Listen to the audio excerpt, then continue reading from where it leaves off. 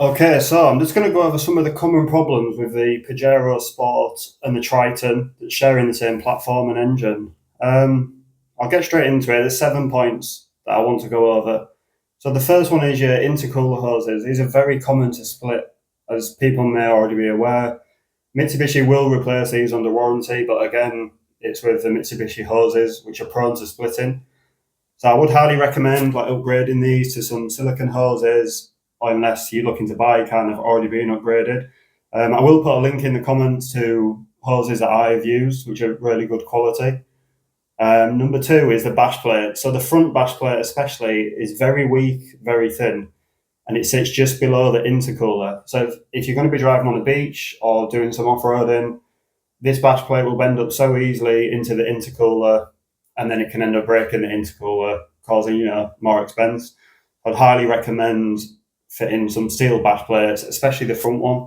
I will put a link in the comments to ones that I recommend and I've used myself. Number three is just your general service record. So, especially with this engine at 60,000 kilometers or 120, 180, you do need to get the valve clearances done. Now, this can be expensive depending.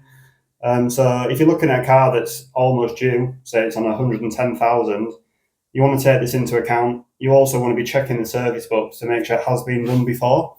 Also, you want to be checking that the transmission's been serviced and it's up to date with its regular servicing. These engines are, fairly reliable as long as they've been looked after and serviced properly. Now, number four, this one is something that I'm seeing more and more, and it can be very expensive, is on the driver's side of the engine at the back, there's a Welsh plug or core plug, depending on what you call it, where you're from. These are becoming prone to leaking coolant, and I believe that it's a machining fault with the cylinder heads.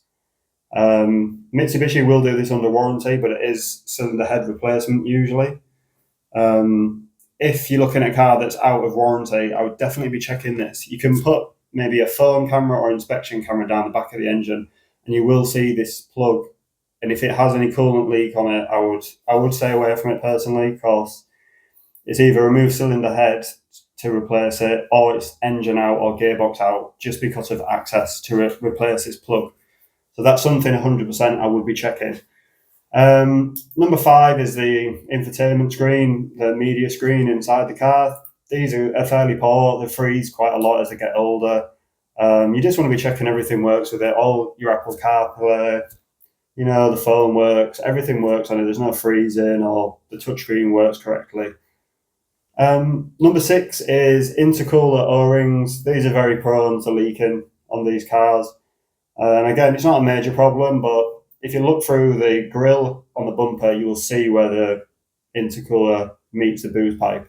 There's an O-ring in that joint. You can replace these with cat O-rings as a kind of upgrade. We'll put a link in the comments to these. I personally use them on my own car and had no issues with them leaking. Number seven is the crank seal. So I've been seeing this more and more with sort of high mileage cars. You'll notice sort of like a misting of oil on the front of the engine, maybe underneath to the sump. And the front crank seals have been leaking. It's, you're looking maybe 400 to 600 Australian dollars to replace this. So yeah, there's seven things really with a Triton or Pajero Sport using the 2.4 engine. There's the intercooler hoses, your bash plates, valve clearances and transmission service, the rear Welsh plug on the back of the engine, media screen, intercooler O-rings and crank seal. So yeah, if anyone has any questions, I'd be happy to answer and help.